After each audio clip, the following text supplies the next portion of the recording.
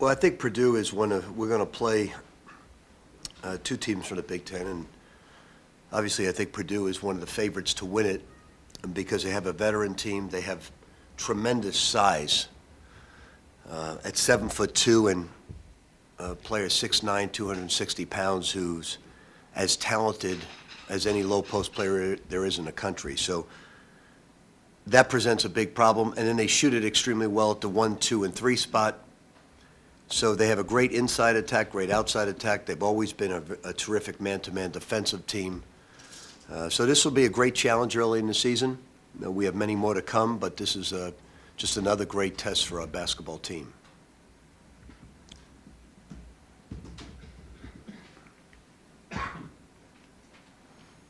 Howie, is that the newest gadget?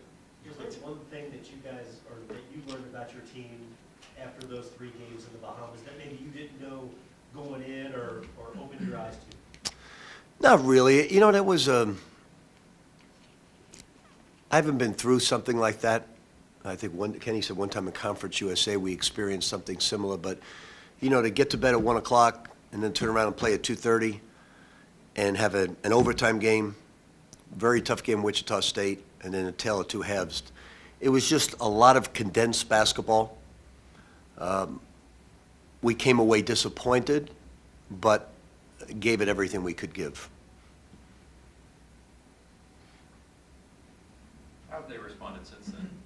Oh, it's a great group. I mean, I've got things we've got to overcome in terms of fundamental basketball, but in terms of attitude, in terms of giving great effort and being disappointed when they lose, this is a great group. You mentioned you're looking for depth at the guard spots, or trusting the depth of the guard spots. You know, that's something we don't have right now, and we've got to develop depth. You know, it's something that we've got to try to get either with Tony, Ryan, or David, because that's if there is an Achilles heel right now, it's the depth in the backcourt. And you know, I don't have a whole lot of confidence yet. I do in David Levitch somewhat. But the thing that Donovan does is what Terry Rozier did for us, is he rebounds from the guard spot. And that's a major luxury to have, because he's one of the leading rebounders, and he comes up with rebounds that the other guys can't come up with. So when you substitute, you lose a big edge on the backboard. Pretty self-critical after the last game.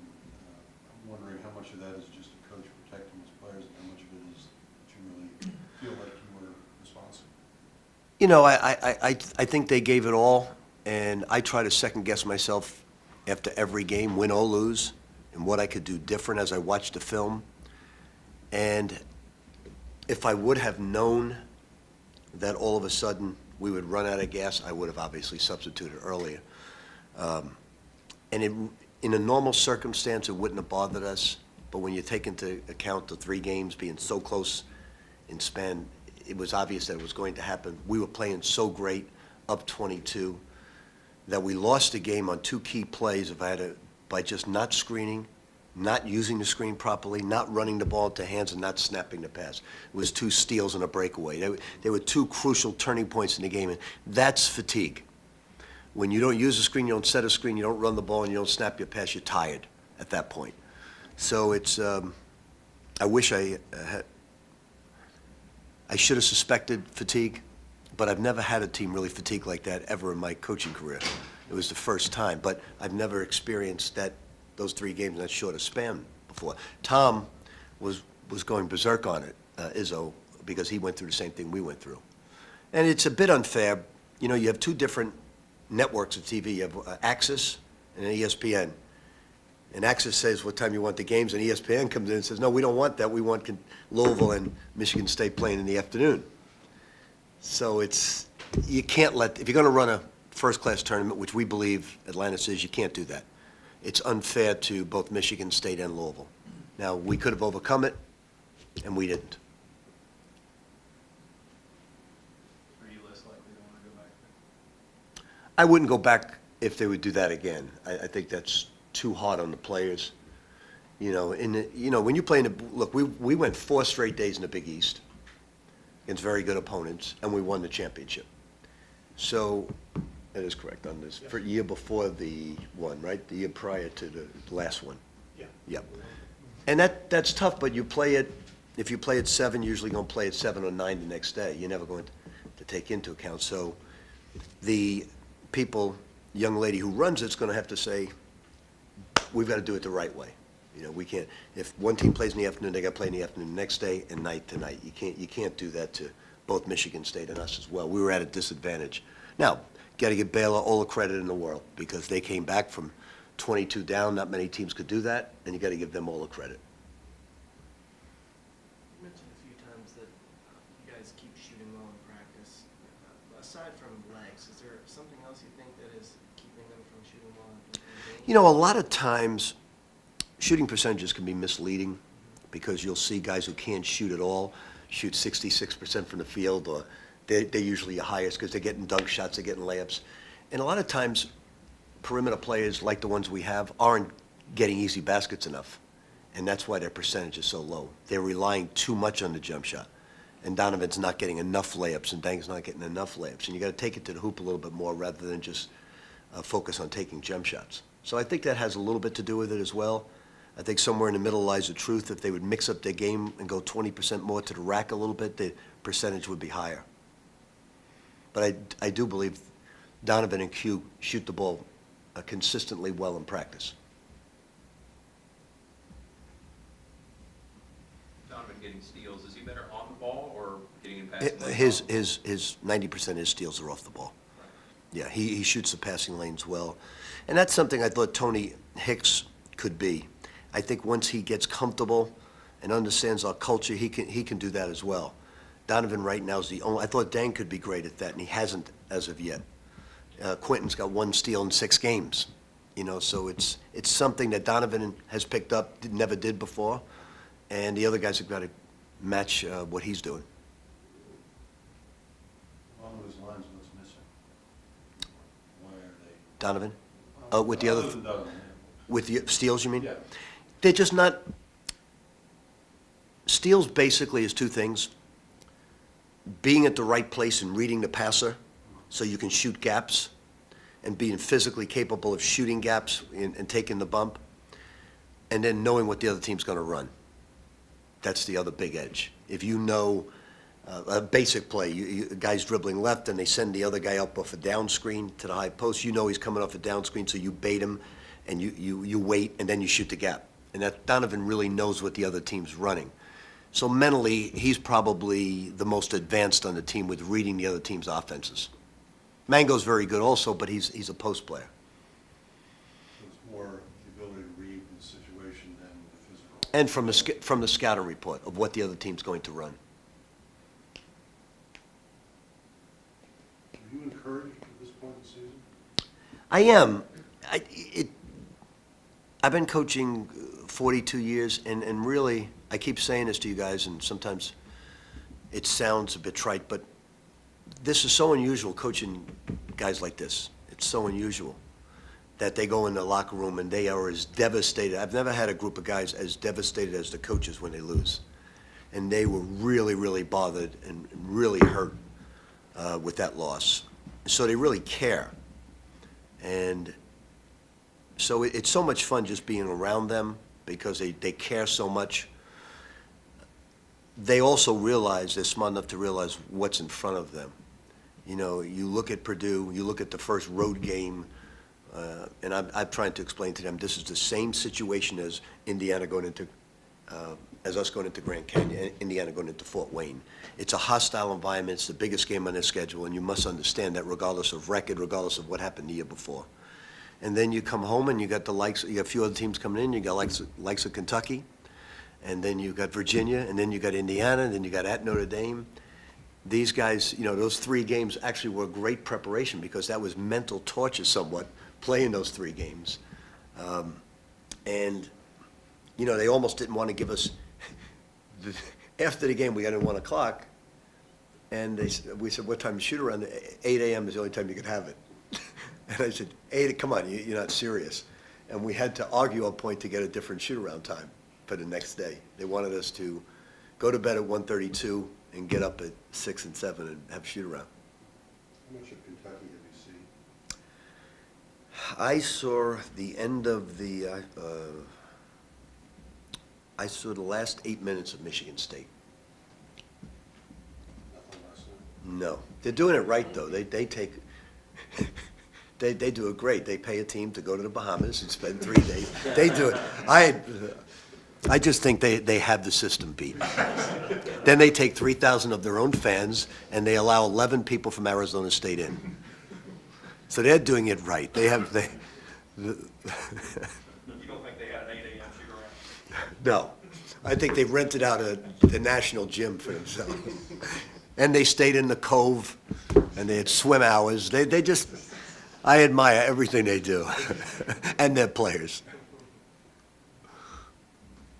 They do it right.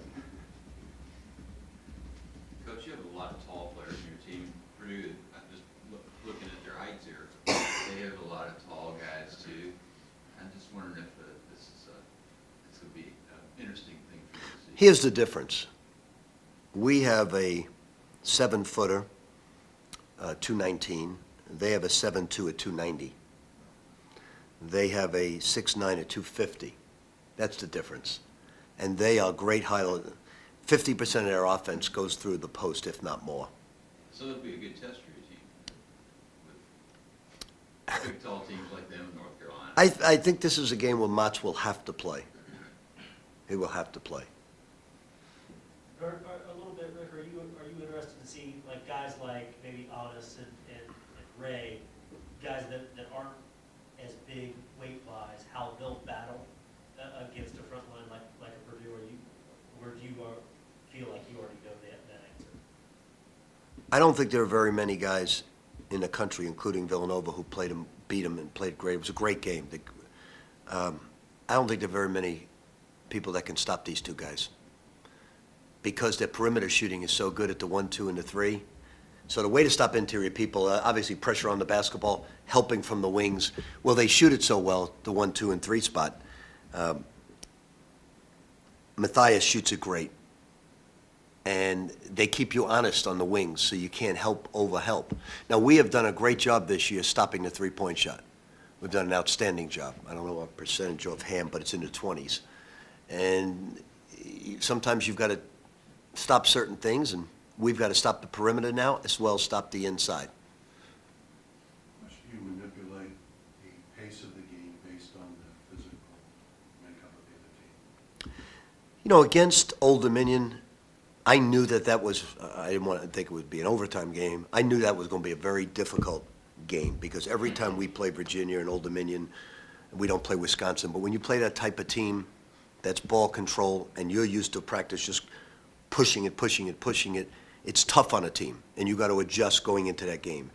So you hope you get a 6-8 point lead because that's monumental. When you don't have that lead late in the second half, you know you got to execute the right way. And it just so happens that in that game, we won that game because we made free throws and they didn't, which is unusual. I was thinking more in terms of Purdue. Well, Purdue will run. They'll run up and down with you. You know, they'll get up and down with you, except they wear you out inside and get almost every team they play in foul trouble.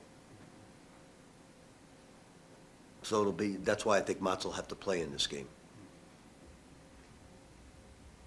We toyed with actually starting Motts, getting his fouls out of the way early on, and then go with Mango before his fouls get out of the way. Obviously, every year, past few years, especially on the Pomeroy ring, defensive efficiency is always top 5, top 3. Obviously, it arrives at a different way to get to that ranking. Are you pleased with where you guys are? Where are we right now? I think 2. Are you pleased with the makeup of how you are the second most efficient? You know, I think defense means so much to us that, you know, I said this the other night. You know, people misunderstood when I said after the game I was so impressed with the fact that those guys could learn the matchup zone, and I think people think they're learning the zone in the 35 minutes that you have. It's what you're doing with a matchup zone is you're taking the other team's zone offense, and now you're manipulating your defense to take away the things that they do in that offense in 35 minutes. You're not putting in a whole new defensive scheme. You are, and it's tough to learn in 35, 40 minutes, but they did an outstanding job with that. And Wichita State was surprised with that. So sometimes it has the element of surprise, sometimes it doesn't. In a tournament where it's 3 days straight, and we didn't show it at all, had a good element of surprise to it. So I think we'll be a good defensive team because we're long, got good shot blocking. Now we've just got to get a little more consistent with our offense.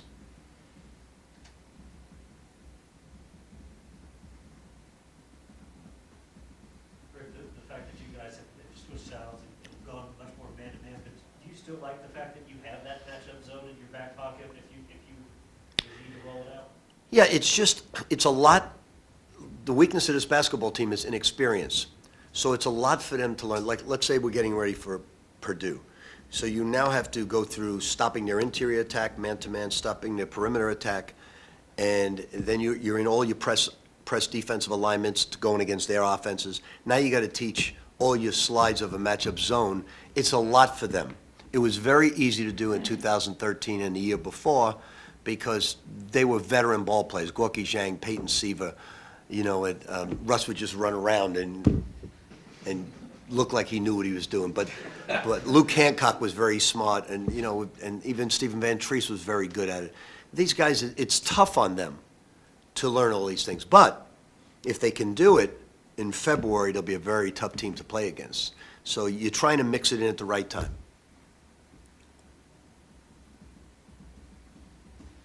Anything else, Coach? We're going to need, one thing we're going to need a much better home court than what we've had. We're not changing the time for football games this time around or something like that. That was, obviously we had a very small crowd, and with Purdue and Indiana, when we go up there, and Kentucky and all these teams coming in here, home court advantage for us is going to play a major, major role in whether we win or lose. So our fans will have a very big part in the outcome of these games. And it's going to be necessary because this team of ours will give them everything they can, but there are spots that we must get better at, and I think the fans can get us over the hump with these games. So it's going to be important home court advantage. What do the fans actually bring other than noise? I think defensive intensity. I think it's more on the defensive end than the offensive end. You're just very, very intense defensively. Where on the road, you're really motivating yourself. The guys are up talking defense, and you've got 15 voices versus the whole crowd, and you're battling everything. I think at the defensive end, it pumps you up. And sometimes on offense, you just got to make sure you don't try to play to the fans and try to, everybody start pointing at the rim on fast breaks and doing things like that. All right, thanks. Thanks.